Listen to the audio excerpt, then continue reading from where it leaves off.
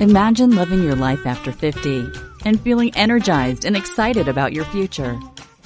Welcome to the Women in the Middle podcast, the podcast for women who are ready to figure out what they want and create the life they deserve. Here's your host and master certified life coach, Susie Rosenstein. Hey there, today I'm announcing 2 exciting opportunities for you, and I'm also talking about 6 surprising life lessons I learned as your midlife coach who's turning 60. Let's go. Welcome back to the podcast Women in the Middle with over 1 million downloads and counting. I'm your host, Susie Rosenstein, your master certified coach and midlife mentor, and I'm so glad to be here with you again. So if you're listening today in real time, this is my actual birthday week. It's here. I'm proud to say that I'm now 60 years old and glad to be in the 60 plus club. Yes, it's a little weird. And yes, time just flew by. And yes, I feel way younger than I am, like maybe 36 or 37, something like that. And yes, I've been having a ton of fun celebrating. My 6 in 60 plan is in full swing, and I've had a blast planning all kinds of things for you. You've been invited to several of them already, and today I have 2 more gifts to share. If you missed any of the previous announcements, please go to the show notes for this episode to get more information about my 6 in 60 birthday plan and other bonuses and gifts. Just go to susierosenstein.com and click the podcast tab and look for episode 314. Okay, but just quick before we dive in, as I mentioned, I have 2 exciting new things to share with you right now, and I wanted to start with that. The first one is something I've been thinking about for 2 years, and in honor of my 60th birthday, it's here! And it's all about Podcast Connection. Imaginary drum roll, please. You are invited to join the new Women in the Middle podcast club. Let me tell you what this is all about. Creating this podcast for you every week now for 6 years this week as well, has really been an interesting experience for me on so many levels, from coaching to storytelling, from reflection to sharing, and from me connecting with you to you connecting with me. And this all got me thinking about connection and how a podcast can do that for you. And before you know it, this thing I call a party in your purse is like a cozy blanket for your soul at a time in your life when you could really use it. So I created a fun way for you to connect with me and the podcast on the next level, a way for you to continue the podcast conversation, and it's called the Women in the Middle Podcast Club. The podcast club is basically a book club experience for the podcast. Like if you imagined a book club crossed with my podcast, you would get my podcast club baby, I guess. Like a baby, if you cross those things. We'll be going deeper into the podcast conversation started in recent episodes. Recent from when you have the call. You're going to get a Zoom call with me once a month in a group, a worksheet with thought-provoking questions to help you apply what you're learning on the podcast to your own life, and also some fun surprises along the way. You'll also be able to chat with me directly and share your thoughts with me and other like-minded women. You might be wondering about the price for all of this awesome midlife fun. Well, get ready to be amazed. The founding member rate right now is only $6 a month. Yes, $6 a month. So don't waste another minute. Sign up now at www.susierosenstein.com and click on the podcast club button, or go directly to susierosenstein.com/podcast-club. So you can go directly to my website, susierosenstein.com, and click on the podcast club button, or go directly at susierosenstein.com/podcast-club. I can't wait to get this party started. Okay, if the podcast club announcement wasn't juicy enough, I have something else to share with you. There's something fun happening in February 2024. Keeping with the connection theme, if you love the podcast and love hearing from me in your ear every week, you're going to love joining me and other like-minded women on the Women in the Middle Connection Cruise. Yes, an in-person opportunity. It's a 4-night cruise, and we leave out of Fort Lauderdale, Florida in February 2024. We're going to be cruising to the Bahamas and Key West, So if this sounds interesting to you, send me an email right away to get on the list and make sure you get a spot. Details will follow shortly. So email me at info@susierosenstein.com. That's info@susierosenstein.com. And that is the email that is listed on my website. Just put cruise in the subject head, and I can't wait to hear from you and, more importantly, hang out with you on the first Women in the Middle Connection Cruise. So much fun! Okay, now let's dive into this episode. I know that was a lot of excitement just now with those two announcements, but just calm down, take a deep breath, and let's keep going. I mean, I am super excited about it, I gotta tell you. But I just want to keep going because I really want to share my thoughts on some pretty big life lessons from being an older and wiser woman. I mean, this turning 60 thing, I wanted to really make it special. So as I mentioned, this episode is about 6 surprising life lessons I learned as your midlife coach who's turning 60. I honestly wasn't aware of a lot of this stuff 10 years ago. So to put things in perspective, I got laid off from my 19-year job about 10 years ago. I started my podcast 6 years ago this week. I'm turning 60 this week. As of the time you're listening this, I turned 60. I started my training as a life coach 9.5 years ago from July 2023. My first kid went to university about 10 years ago, and I got Nico the Noof, my amazing dog, about 10 years ago too. So a lot has happened in the last decade or so. And as most life coaches do, I also took a deep dive into my own personal development as I grew into my new professional identity and learned a few things along the way. I learned a lot along the way. So, my friend, I'm thrilled to share some of these insights with you. So here we go. 6 surprising life lessons from Midlife Coach on turning 60. And that midlife coach is me. Life lesson number 1, thoughts about aging are sneaky. This lesson was surprising to me, but now with years of experience coaching midlife women, I know this to be true. Like based on my experience, this is what I see. You might think you're cool with the way you think about aging, but inevitably you have some sneaky thoughts or maybe surprising thoughts about getting older that you may not have any awareness of. Now this is relevant because as you know, your thinking creates your feelings. And your feeling state fuels the actions you take. So if you are full of negative and or unuseful thoughts about aging, like all this stuff going on in your mind, and you're not even aware of it, you could be creating some life outcomes for yourself that aren't what you want. For example, the first time I really noticed this was around being complimented for not looking my age. So this happened a couple of years ago. I mean, I often don't look my age, like throughout periods of my life. When I was young as a teenager, people thought I was older.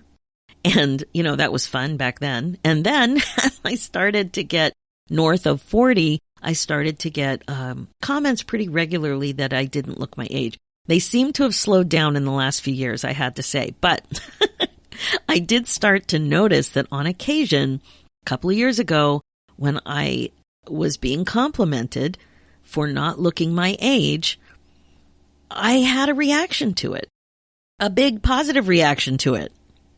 So the thing is that I'd been working on my mindset around aging for years, and I thought I was cool with it. I'm like, yeah, I don't have any issues about getting older. But then I got curious about my overwhelming positive and excited reaction to compliments like this. So think about it. When somebody tells you, you look good for your age, or wow, you don't look that old, that kind of thing. So I started to get really curious about it because I started to feel amazing. Like what was I making it mean? Why was it such a compliment? What is wrong with looking your age? Really important questions for you to think about. So interesting. And of course, in our culture, youth and youthful appearance is commonly valued differently than aging. Right? Youth is seen to be better. It's seen to be, it's better to be younger than older. I mean, that's the bottom line of how it comes out. It comes out in entertainment. It comes out at work, in career situations, employment. It comes out in all kinds of ways. And it's just really important to be curious around your autopilot thinking about aging and what it means for you to get older, and then decide if you like your reasons for thinking whatever it is. And if you don't like your reasons, then you can work on thinking differently on purpose. But the first thing is to explore and be curious and just kind of try to even find what those thoughts are about aging with curiosity. That's the key. Okay, life lesson number 2, motivation likes to find you working. Now, this concept was life-changing for me. It appears to be a variation of a Pablo Picasso quote, "Inspiration exists, but it has to find you working." And I've heard another version, "Creativity likes to find you working." And I love all of them. And the meaning really challenges what so many of us think when it comes to wanting to do something and then having resistance and then procrastinating. The way this thought affected me was around the thoughts I have when it comes to creating something new, like a blog, a workshop, a podcast, for example, those kinds of things. My go-to thought is that, oh no, I need a big chunk of uninterrupted time. It has to be like this sacred space. It needs to be uninterrupted time. And as you can imagine, that rarely happens, so it's easy to keep procrastinating. This idea shakes that way of thinking to the core. What if you don't need a big chunk of uninterrupted time to do some of the things or to complete some of the things that you want to work on? What if it's more about starting than completing?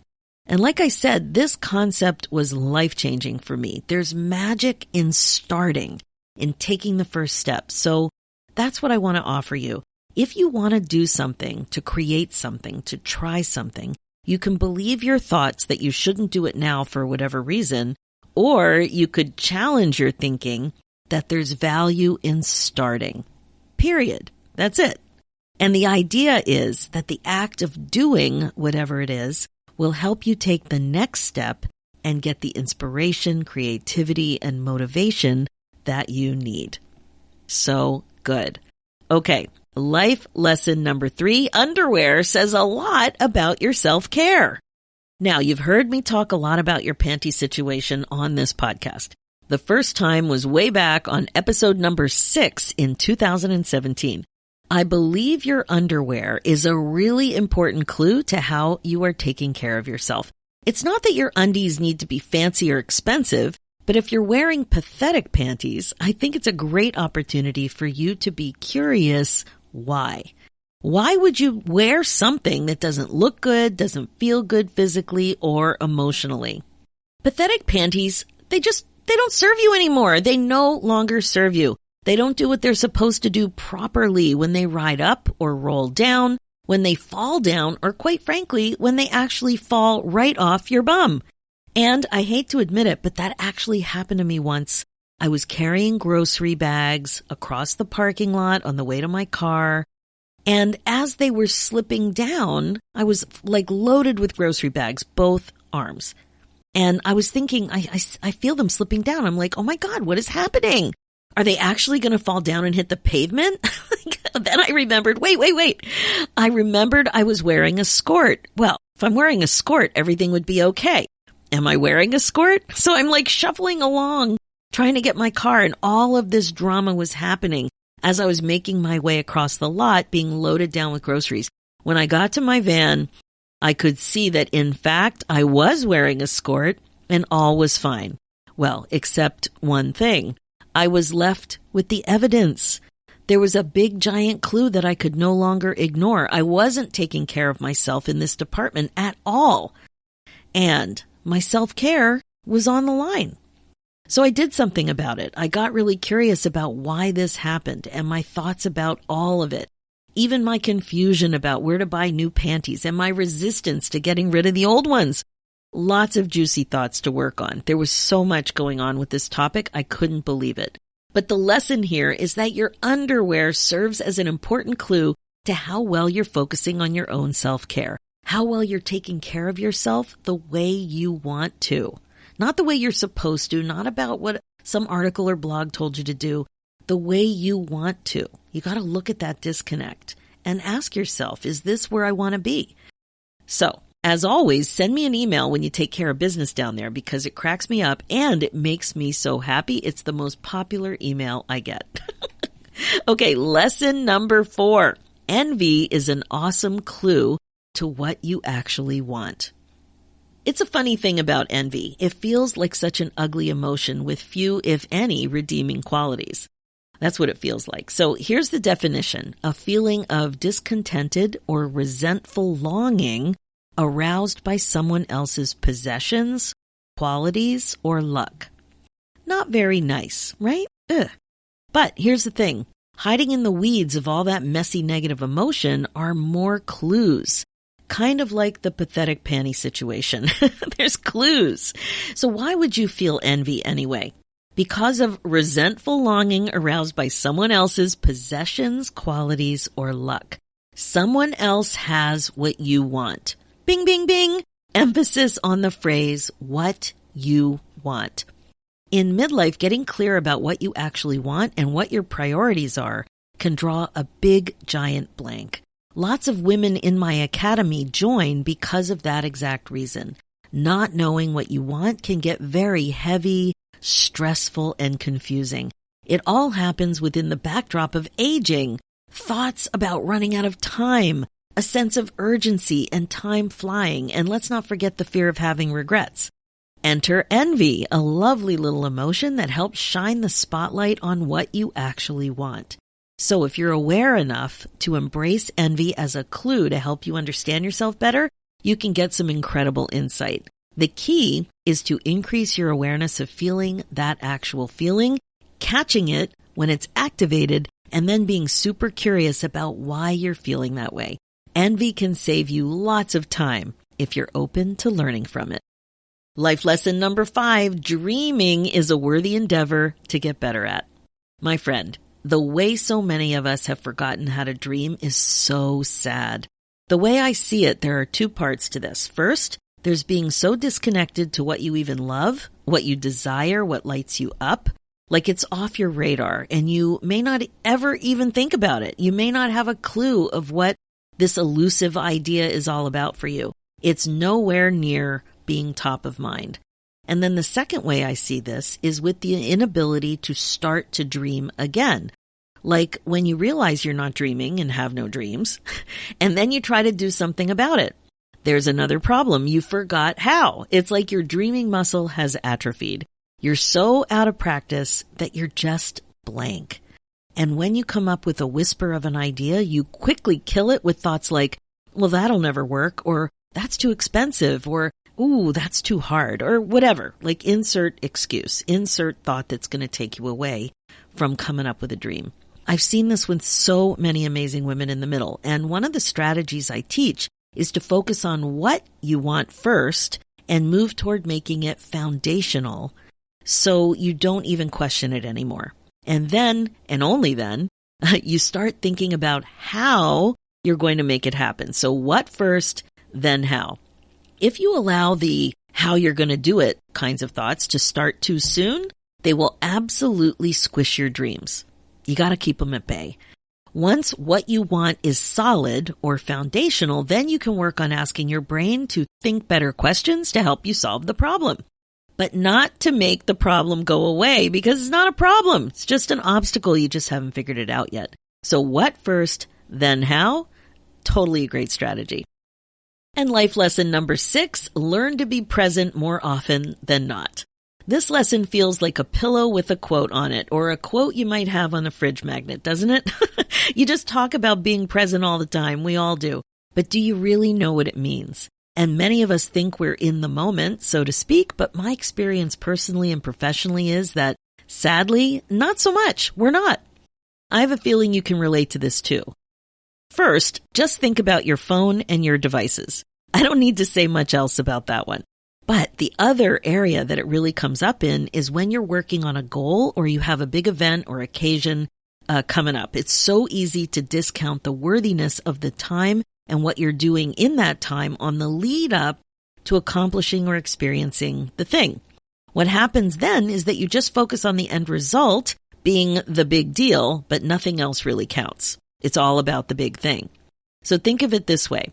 Let's say you have a big trip coming up, like you're planning and you saved a lot of money and you're so excited. You're going to be going on a safari in Africa, for example, a year from now.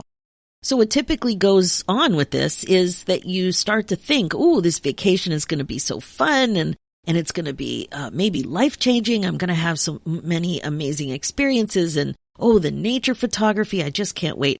I can't wait to enjoy my life then during the vacation. Oh my God, what's taking so long? This day will never come. So that's the thing, those kinds of thoughts. This vacation is going to be so much fun. I can't wait to enjoy my life. It's going to be so great during the vacation. Oh my God, what's taking so long? You know what I mean? So these kinds of thoughts. So ask yourself, you have a year of this in this example, and how long's the trip going to be? 2 weeks or so, maybe 3, but I would imagine a trip like this is at least 2. But you have the whole year before the event. What about being present during the whole year? What if you were happier during that year, satisfied, content? Are you when you're waiting for something like that? Being more aware of this kind of thinking, that you'll be fully engaged and happy when this or that happens, it doesn't typically serve you because you're not enjoying all of your life when you're thinking this way. You're essentially only waiting for the good stuff. Now, I'm not saying you're putting your whole life on hold, but it seeps in. You're waiting for things to be great. When you're waiting for things to be great, you're not as focused on being present and appreciating where you are now. The good stuff can start now too. Okay, so there you have it. 6 surprising lessons from a midlife coach turning 60. Number 1, thoughts about aging are sneaky.